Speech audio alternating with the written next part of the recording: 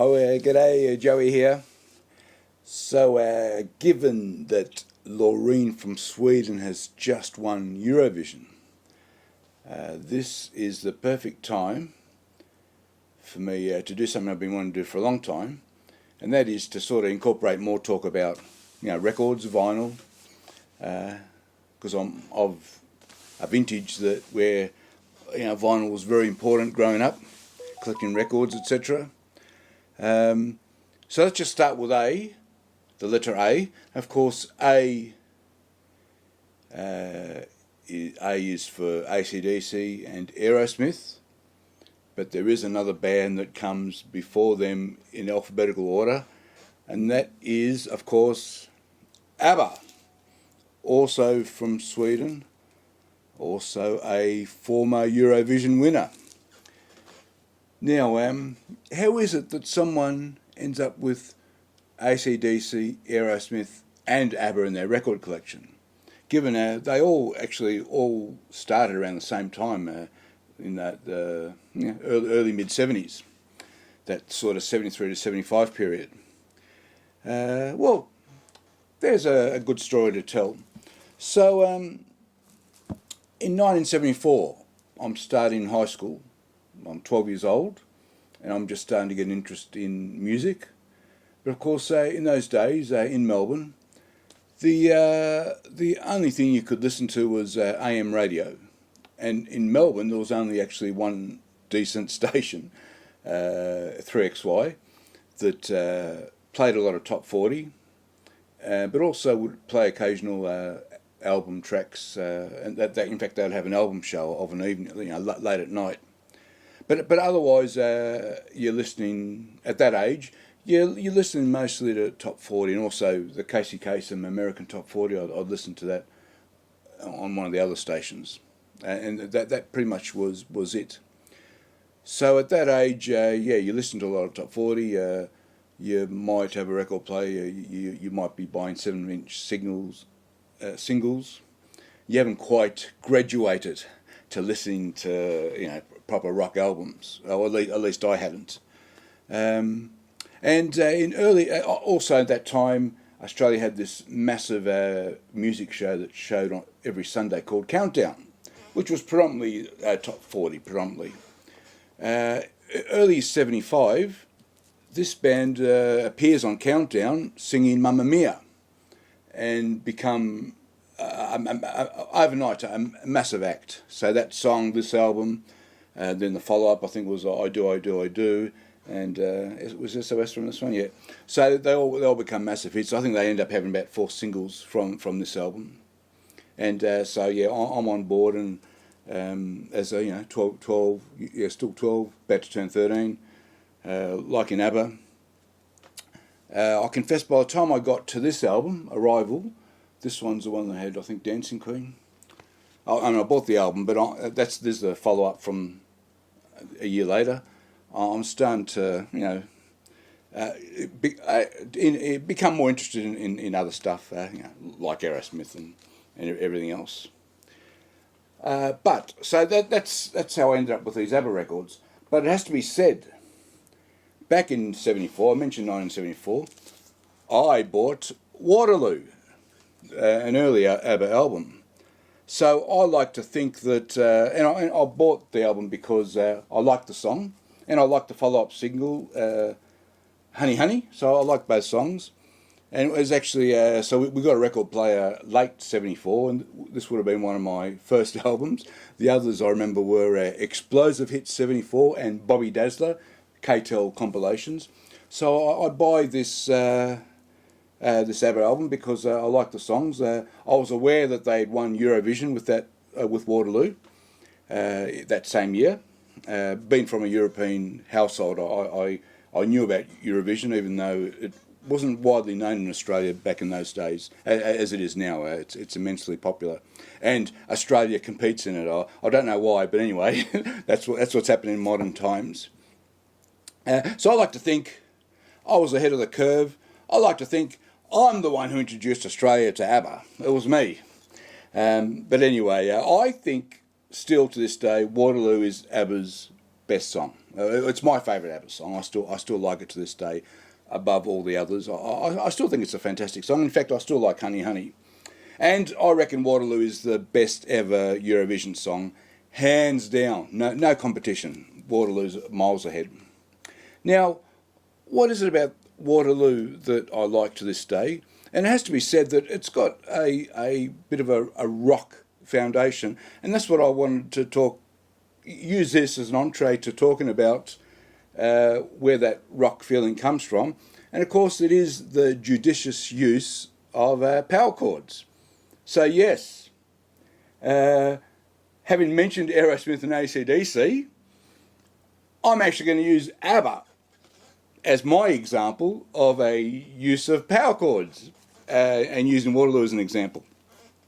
Let me get my guitar ready, and let's have a look at how our Waterloo is constructed as the great song that it is. Okay, back again. Just check. Mic's on. So, yes, we're using ABBA as our example for the use of power chords, which I rather like that idea. For those unaware, and I do occasionally come across guitarists who don't know what a power chord means. You are talking about fifths, so the first and the fifth of a chord, and that's why there's so much beloved of hard rock and metal bands, because the first and the fifth overdriven sounds good. So you'll often see a power chord shown in music as, say in this instance, a D5. So it means the first and the fifth only. The interesting thing about power chords is that even though we associate them with hard rock and metal, they have existed. The concept of a fifth has existed since medieval times. Indeed, I'll occasionally come across acoustic guitar pieces where you're playing a lot of firsts and fifths, or the first and fifth of the chord. The interesting thing about a fifth is that they are entirely ambiguous as to whether they're minor or major. So you're only playing the two notes. It's neither major or minor. So in terms of songwriting, fifths are really, really useful for that purpose. That sometimes you can be looking for a chord and neither the major or the minor sounds quite right. At least temporarily go with the fifth to plug that hole, and often that will be a solution.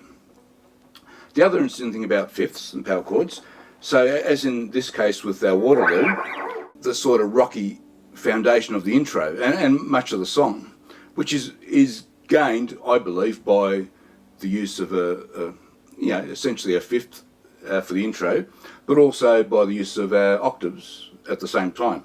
Because obviously, if you can play fifths, you can play octaves, and they're going to ring nicely together. So the intro is going something like. I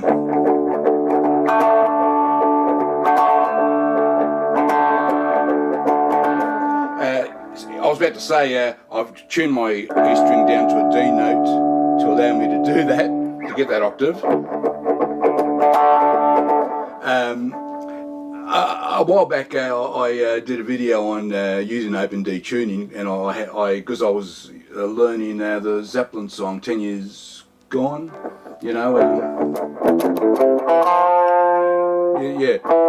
So I was learning that with open G tuning, and then at the same time I decided to use the open D tuning for another song I was recording, which was I remember when I was young. Sorry, it was for that. Just that I can get that, so I can get that sort of thing happening quite easily. And then I said in that video, I've got a third song I might be able to use open D tune for. And in fact, I was saving it for this Waterloo, because the open D allows you to do that octave jump.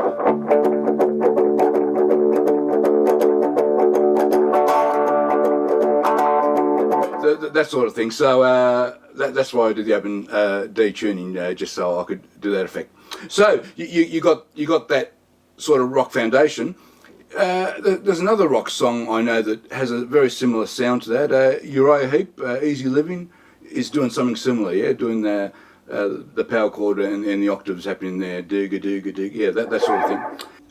An interesting thing sometimes you see with songwriting is differentiating between a bar where you're using the power chord and a bar where you introduce the major third. Because the bar with the major third sounds very different to the bar with just the power chord. And one song I have in mind is another song where Will and Megan and I did a cover of Pat Benatar's one of her early songs, We Live for Love. So it's got that intro. Once again, it's actually in D. So you've got that power chord chugging.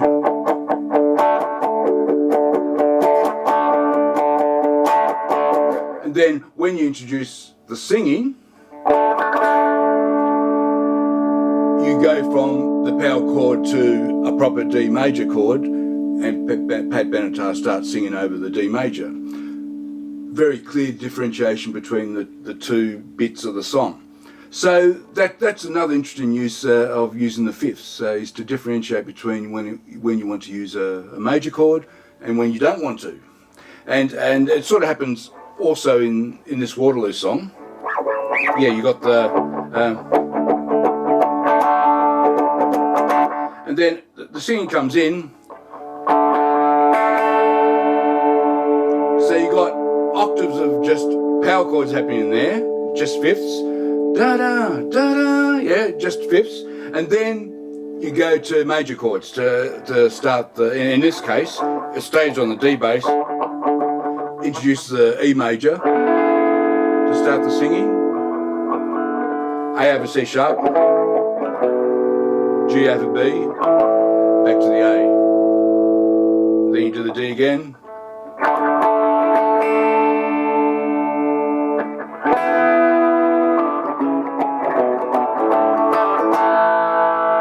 Finish on that A.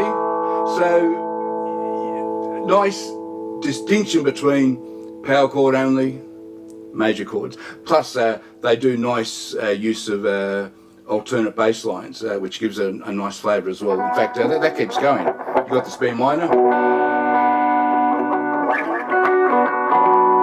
Then you've got an E over G sharp.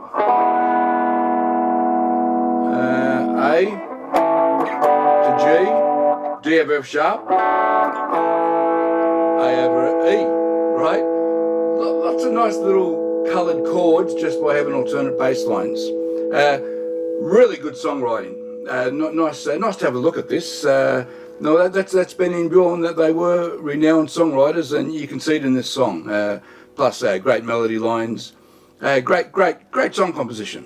Yeah, that's Abba using power chords to great effect to write a great song. I hope you enjoyed that. Thanks for watching. Bye bye.